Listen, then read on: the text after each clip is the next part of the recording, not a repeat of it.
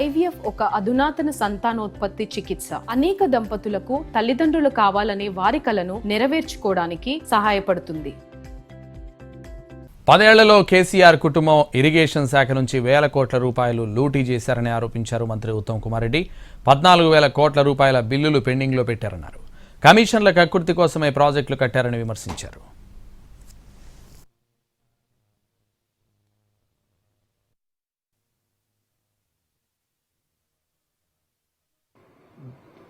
ఒక డెకాయిటీ చేసిన, ఒక దొంగతనం చేసిన వాళ్ళు. మీరు ఏ ప్రాజెక్టు ముట్టుకున్నా వేల కోట్ల లూటీ జరిగింది.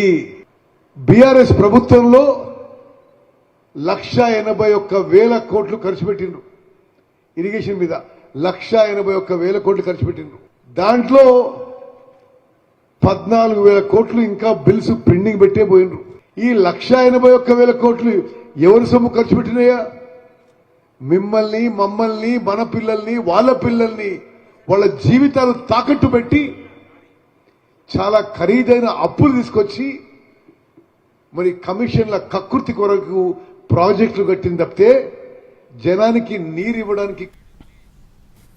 దేవాదుల ప్రాజెక్టుకు పెద్దపీట వేస్తున్నామన్నారు మంత్రి పొంగులేటి. ఇరిగేషన్ శాఖలో ఉన్న 15,000 కోట్ల పెండింగ్ బిల్లులు ఉన్నాయన్నారు. వాటిలో జెన్యూన్ బిల్లులను క్లియర్ చేస్తామని చెప్పారు ఆయన. జెన్యూన్ గా ఉన్న బిల్లులు ఏవైతే ఉన్నాయో ఈ ప్రభుత్వం ఇయటానికి చిత్తశుద్ధితో ఉంది. ఇందాక చెప్పారు గౌరవ మంత్రివర్యులు, సుమారు మేము ఛార్జ్ తీసుకునే నాటికి ఇరిగేషన్ సెక్టార్ లో 14 నుంచి 15,000 కోట్ల రూపాయలు పెండింగ్ బిల్సే ఉన్నాయి.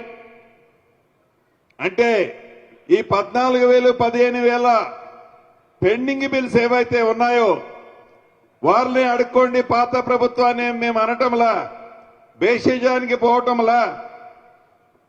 దాంట్లో ఏవైతే జెన్యూన్ బిల్స్ ఉన్నాయో ఇప్పటికే సుమారు 6 నుంచి 7,000 కోట్లు గౌరవ ఉత్తమ్ కుమార్ రెడ్డి గారి నాయకత్వంలో పాత బిల్స్నే పేమెంట్